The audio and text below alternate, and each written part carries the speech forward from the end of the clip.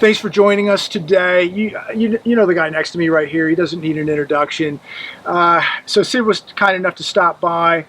Thanks for having me again. Hey, no problem, man. It's always an honor. Sid wanted to make a video this evening and discuss a few things. The first one being he has a relative who is disabled.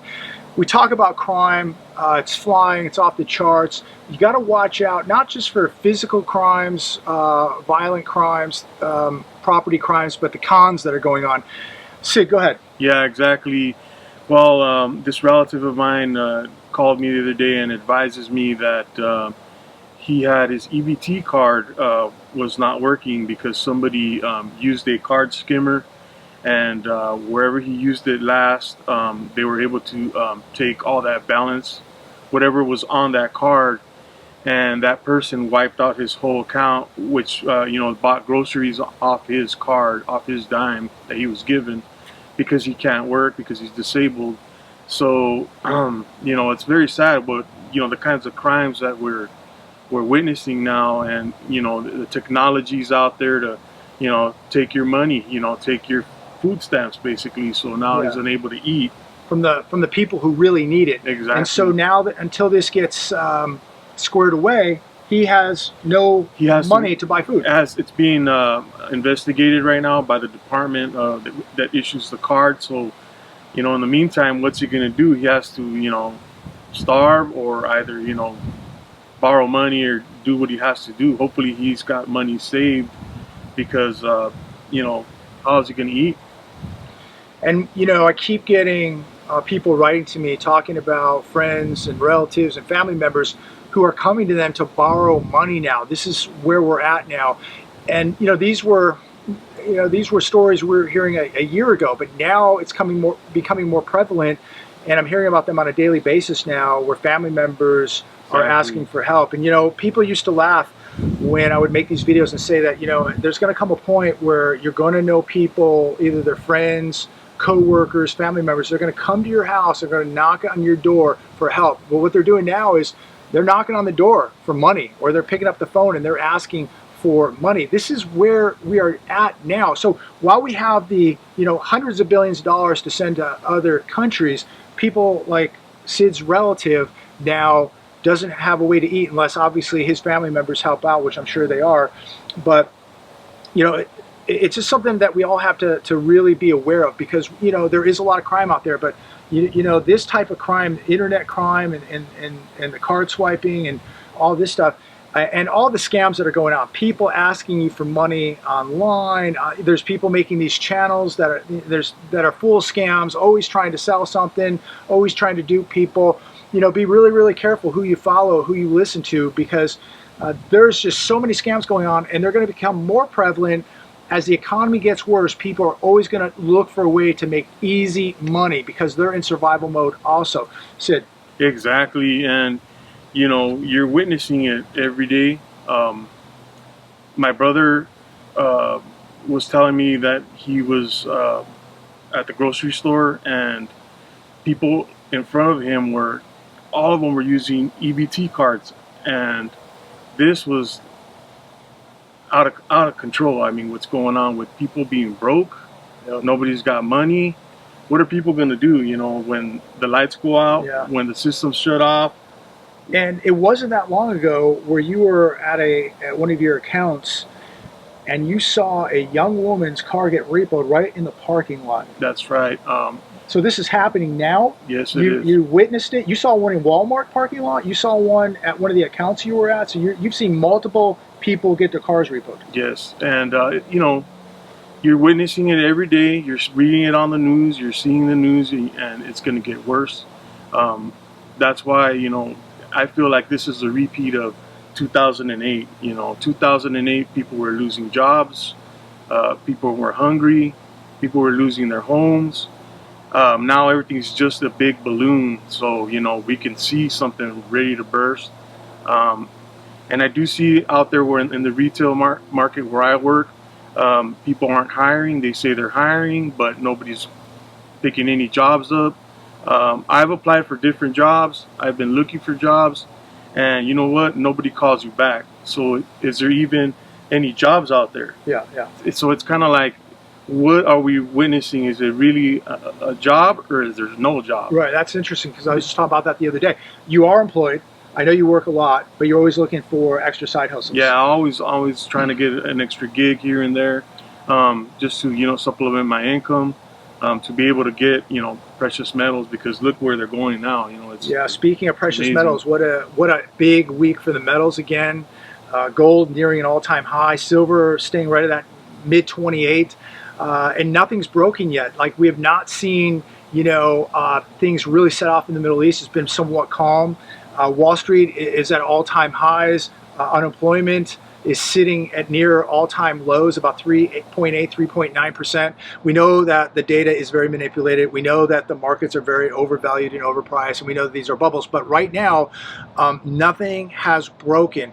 When it does, all bets are off. I would imagine, no doubt, that when things do break, you're going to see metals explode, or when the Fed cuts rates at some point, which I believe they're going to be forced to do at some point. That could be next year. I don't think it'll be this year. Metals have nowhere to go but to the moon, in my opinion. But metals are going to go up no matter what, because inflation is not going to go away. And if the Fed lowers rates, you're going to see massive amounts of inflation. If they don't do anything, as they're doing right now, they're holding higher for longer. Inflation's not going away. And the metals are telling you right now that something is up. The metals feel something is definitely going on. Something is about ready to break. So I highly advise that you hold some real things. Sid, anything you want to say about that? Yeah, I mean, look at the precious metals, the way they're going up. I went to a local pawn shop, and I was looking through the list of how they price their metals. They're asking for a mercury dime $5 across the board. $5? Yeah, $5 across the board. So that can still buy you a cheeseburger today. I mean, that's ridiculous. $8 for a 90% quarter, and I believe it's $15 or $20 depending on what it is, for a half dollar of 90% silver. Wow. That's what they're charging. That is way too much. SD Bullion, link down below if you need a much better deal. Go to SD Bullion. And I know the pawn shop, and I bought silver many years ago from that pawn shop, and they used to charge a very low premium. And now that what you're seeing is, now that prices have gone up, a lot of people will pay those type of premiums to have it today and walk out with it. Me personally, I just order everything from SD Bullion and get a way better deal. But some people are willing to pay that premium to walk in and walk out with it. I get it. So, but Yeah, and like how much people are out there and they're using subsidies to pay for their groceries now, because everything's so expensive. And pardon the airplane here, we've got an airport close by, so it's just when this program ends or whatever, how are people going to survive? Yeah. Are they preparing? Are they stockpiling cans of food, water? So important. It's very important to have that kind of stuff, and we don't know how long this is gonna. You bring up the government subsidies, and so many people dependent on the government subsidies. I shop at Winco at least once a week, which is a huge discount grocer out here.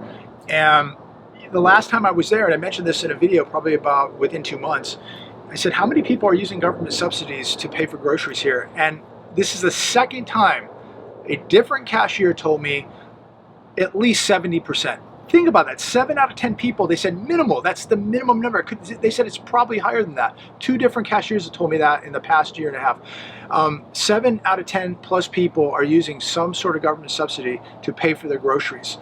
That is absolutely shocking, but I guess it isn't, because this is the time we live in. But Sid is right, man. If you have an extra couple dollars, an extra $20 bill, go buy yourself some canned food, put a little bottle of water away. You don't know what's going to happen. They're telling you, they're warning you right now of grids going down, cyber attacks. Christopher Wray, FBI, is already warning you, telling you that there's people here that have very bad intentions, and they don't know what could happen in the near future here. And they're telling you that every day that we're dealing with major cyber attacks, numbers of cyber attacks every day on our hospitals, government, on our sewage systems, on our water facilities, banks, phone companies, you name it. Everything is being attacked. And even personal licenses was hacked for our licenses. DMV.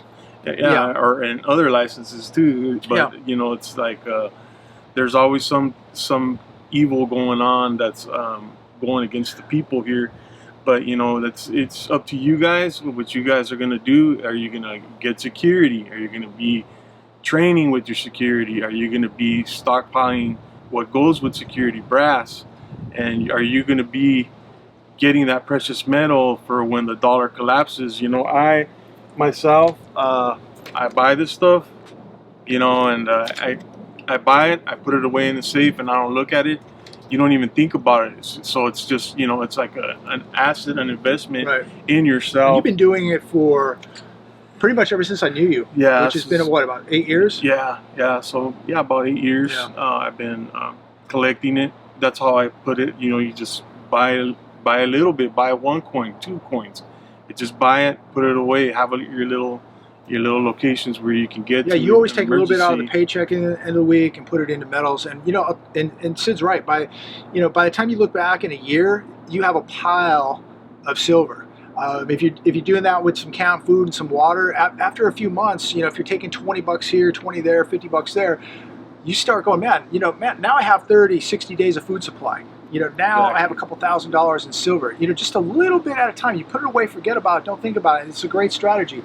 And at the end of the year, you're going to be way better off than a lot of people. But time is running out. Time is no doubt not your friend at this point. And too many people just think they're going to wait till the very end. Well, then I'll go buy this stuff. You won't get it. Yeah, time is of the essence. You know, and there's a reason why. You know. When I got into buying precious metals, they were at $13 per troy ounce. Now it's about 28, a little over 28 per troy ounce. So you know, if I bought back then, you know, say 8 years ago, my investment's already doubled, almost tripled. Soon it'll be tripled, but Eagles have definitely tripled. $35. Yeah, and they were 45 a while back. Looks like we're getting a storm here. Yeah, it's really amazing. Like, it was just so calm, and now we have a major storm blowing in. But that's how fast things can happen, right? Think about how this is just coming out of nowhere. What could happen tomorrow? Cyber attacks, grids down, economic collapse, dollar collapse, war. There's just so many things that can come out of nowhere, out of left field. Just like this storm is coming in right now. That's why you got to be preparing, ladies and gentlemen. Sid, anything you want to say? Yeah, and you brought up a lot on your shows that you've been talking about the interest rate. You know, this thing is in a big bubble, and people can't afford to buy, these cars. How are they going to do it? No jobs. How are they going to do it? The RV situation where we've gone, and it's close by right here too. We see that the RVs are just sitting there getting eaten by the sun. We were out 3 weeks ago, San Bernardino, Riverside County. We passed a half a dozen RV lots. We did a video at one of them. Every one of them was full. You could not park another RV. Car lots, truck lots, same thing, right? Exactly. So we could go to a new car lot, and I bet you it's going to be the same thing. It's going to be saturated with brand new inventory. The video we did about 3 weeks ago at the Mannheim Auto Auction, which I think it should have got more views than the RV video, but there were 10,000 cars over at that facility, and a gentleman told us that if you were here a week ago, there was even more. Was that shocking? Yeah. I mean, it blew my mind how many cars were at the auction, and they said that a lot of these cars are repossessions. That's amazing, and it's going to get worse over time. You know that it's going to happen. The dollar's not doing good. The economy's not good. I mean, look here in Southern California, they closed down the 99-cent store. They just closed ours down right here in Monterey. So, I mean, it's all getting shut down. Dollar Tree will be next. Where are these people that were living on a budget? Where are they going to shop? A lot of people are very sad about that. Especially, I know some people in education, and they have to put their own money out to buy stuff for the kids, and where are they going to go, to be able to get that kind of stuff now? That puts them in a bind, and they use their own money. Those people in education, and that's really a big disgrace. concern. Yeah, A disgrace that we give so much money away, and then teachers have to come out of pocket to buy materials for their students. I mean, it's unacceptable. It's very unacceptable. And I mean, where does all this end? And you said that everything's collapsing, and it is. It might not. Your house might not fall apart today or tomorrow, but the banking system will fail. It's going to fail. They can't print us out of this mess anymore. They're the ones that got us in this mess in the first place. The housing must go down. Renters can't even afford to get out of the situation they're in, or be able to have a savings to buy a home in the future, because their money's getting eaten up by groceries, car payments, insurance, you name it. And they're having to use credit cards to pay for the groceries, or government subsidies to pay for the groceries.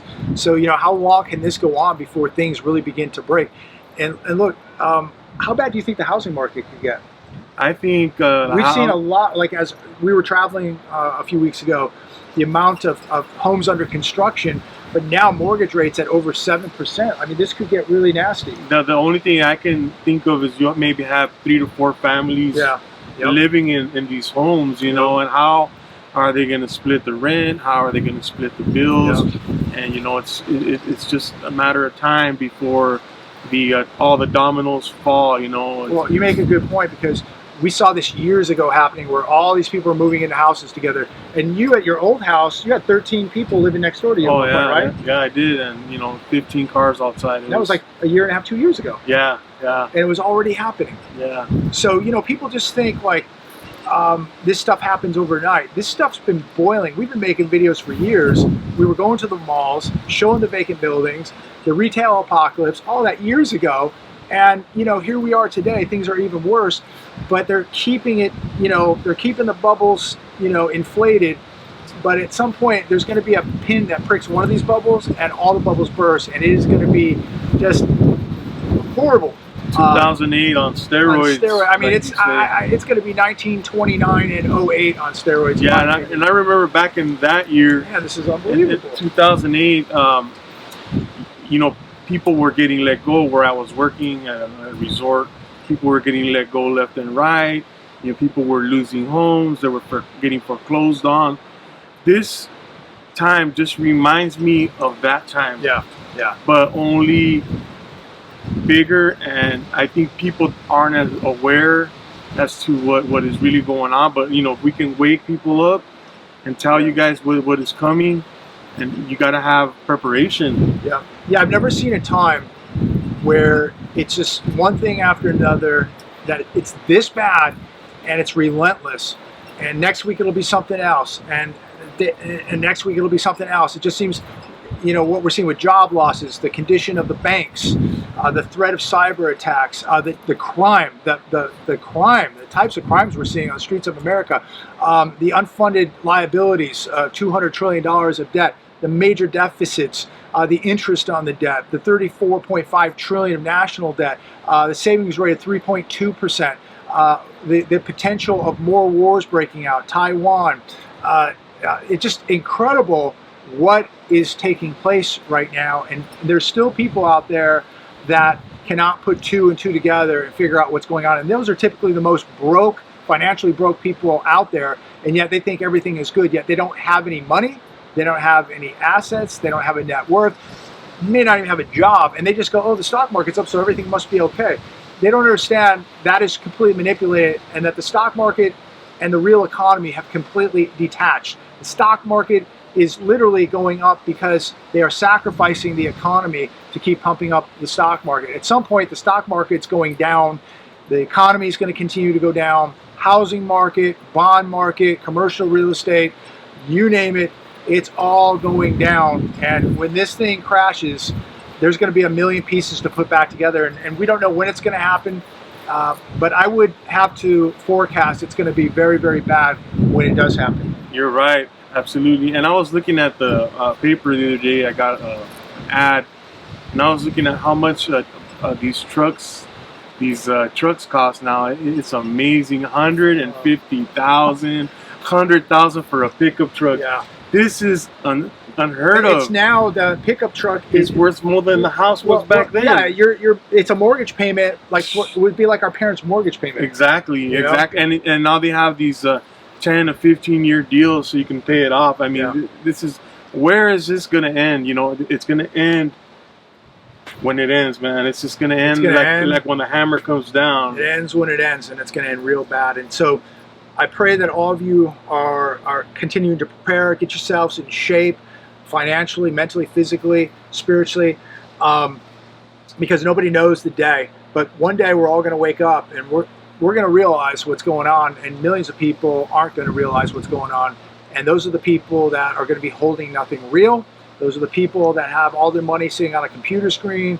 Their money's in Wall Street. Their money's all in a bank. Real quick, would you put all your money in a bank right now? Oh, not even. I would definitely have cash put away, hidden. I would have it, you know, close to your precious metals, so that, you know, if you need to run and get out, you got to run and get out.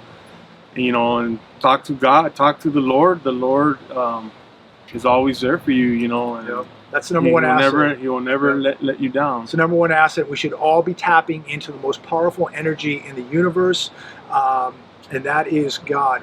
So that is the number one asset. And a lot of people are waking up, they're listening, and they are taking direction. And that's why so many people are waking up and preparing now, because I think this is a wake-up call from God, that he's waking his people up. And look, we all have free will. We all have a brain. We all have a soul. You can do what you want to do. I don't give any financial advice. I don't tell anybody what to do. I'm just sharing with you.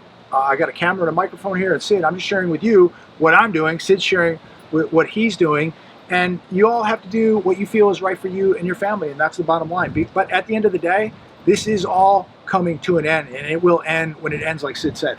Definitely. And hopefully you guys are making the right choices, making the right moves.